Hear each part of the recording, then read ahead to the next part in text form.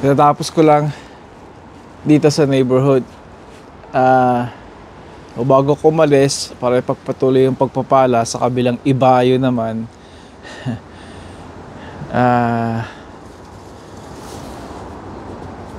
Naisip ko maggumawa ulit ng video para siguro kadugsong nung dalawang ni-take kong videos ngayong umaga. Yung dito sa harap, tapos dito sa mga nililinisan ko. Pasensya na kayo kasi yung paa ko medyo mahangin, naninigas. Pag naninigas,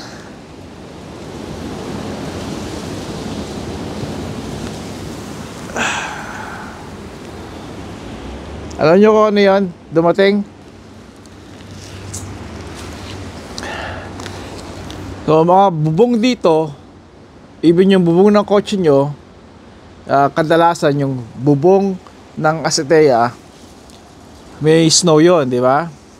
Yung snow na yun, pag umihip ang hangin, ang tawag doon na plume, di ba? Yung nakita nyo yung mga bundok like Mount Fuji, yung may mga yelo sa tuktok. Pag humangin, yung medyo parang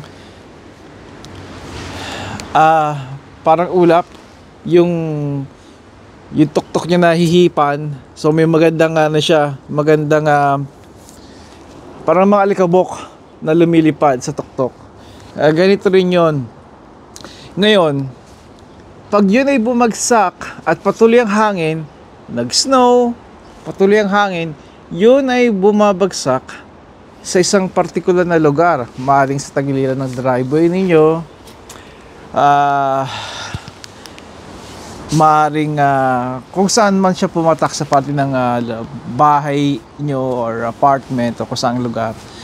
Yun ang tinatawag, pag hindi na puno, nagiging mound, nagiging bundok siya, na kapag may mga winter storm, madalas noon ay tumataas yun ng 2 talampakan na storm hanggang 4 na talampakan, hanggang mas mataas pa sa'yo. Kaya yun ang mga nakikita nyo pag, let's say, sa New Jersey, sa New York, sa Buffalo, New York, di ba? Popular yun. Kabila lang kami noon, itong Toronto, yung Buffalo, New York, kabila ng lawa or lake. Unfortunately sa kanila, ang kadalasang ihip ng hangin ay nanggagaling sa kanila, kaya dun sila nakakakuha ng brutal na winter. Isa yun sa mga dahilan. Kaya pag yun ay tumaas, mabigat yun. Kaya makikita ninyo sa mga balita, matataas ang mga snow, di ba? Minsan nila mabuksan yung pintuan nila. Well, siyempre bubuksan kasi ang bukas ng pintuan paloob. Yun ang talagang bad idea ko yung magdi-design na ang pintuan ay palabas, nan sa labas ang snow, di ba? Kung sakali man na mapuno. Kaya makikita ninyo sa mga bintana nila, parang alam niyo, yung tinapunan ng snow. Yun yung mga tawag doon ay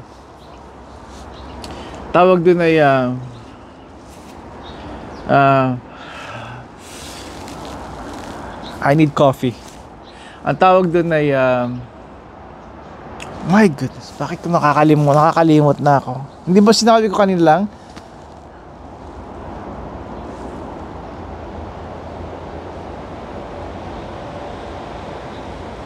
Snowdrift.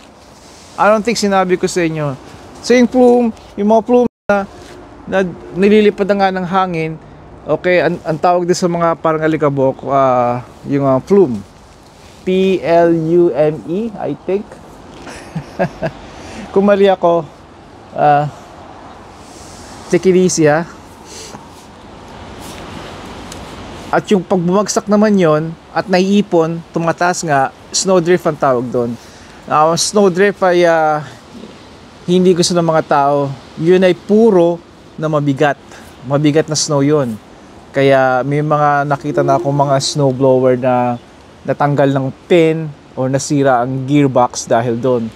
Oh no, not gearbox, yung pin lang. meron silang meron sila na nakalagay na pin doon para sakali man na sobrang bigat ng load, mag-stop muna yung pin bago tuluyang sirain ng gearbox. Well, alam kong karamihan sa inyo hindi nyo naintindihan sinasabi ko, pero you can look it up, pause it, you can look that up.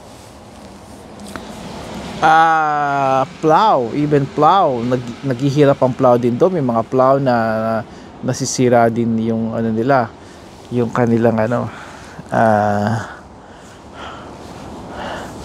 mga pins dahil doon.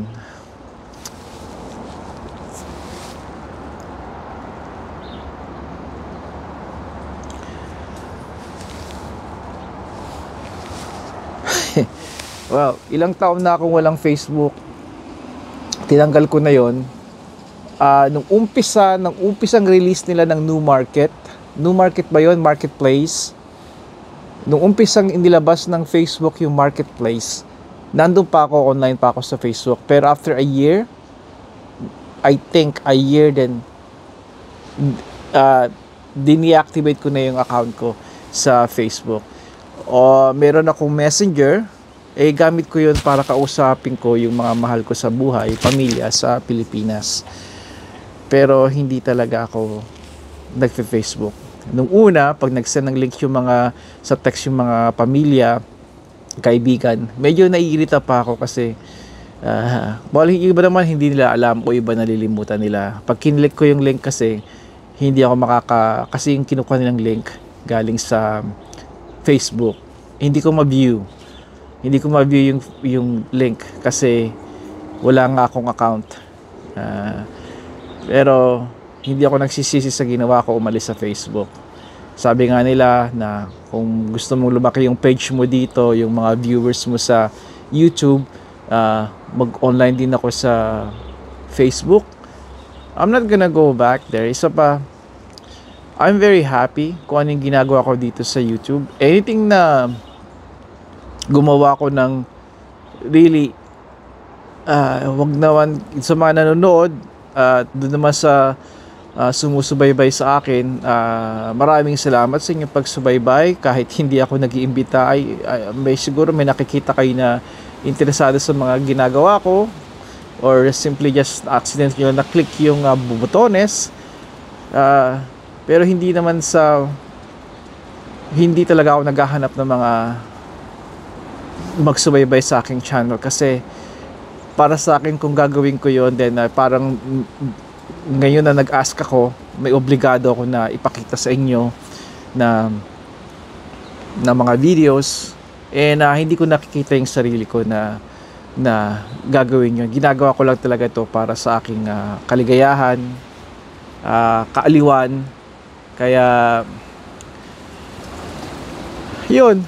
At kung sakali man na magbagong isip ko, saka na natin yun mapapag-usapan. Pero sa ngayon, masaya ako sa ginagawa ko. Anytime pwede akong mag-upload. At I'm very happy. Kaya yung gumawa ko ng extra na Facebook daw, at yung mga mag-anusyo, hindi. Ang gusto ko talaga isang community. At tawag ko dito sa atin ay Filipino, yung mga vloggers at mga nagpo-post ay Filipino community dito sa YouTube. And I have community before, even dito sa YouTube, yung aming lawn care and snow removal. And we have great community doon. Nagtutulungan. Hindi ko lang mapicture, makita sa ating mga kababayan dahil karamihan ay magulo eh. Iba talaga pa nagsama-sama Pilipino. At namulat na naman ako kung bakit kami ni Mrs. T ay hindi talaga nakikisama sa mga wala kaming mga ganitong ginagawa dito online na ito inumpisahan ko, kaya nga nakatingin sa akin si Mrs. T para bang sinasabi niya na are you sure you wanna do that? Napakarami kong mga videos nga pala dito na private. Mga private yun dahil maliit pa yung mga bata, yun ang ginawa ko. Doon ko ginagawang storage room itong YouTube. At pag nalulumbay ako, pinapanood ko yung mga maliliit kong mga anak na umakit ng hagdanan, dinadala namin sa parke. Madalas kami sa Pakarami namin pinupuntahan, mga videos. Yung mga tindahan nakikita ninyo, pinapanood nyo, nakikita ko sa inyo, ginagawa namin yun. Toys R Us, Canadian, yung Wonderland, at madalas sa Niagara Falls. Yun nga pa lang, sabihin ko sa susunod, Niagara Falls.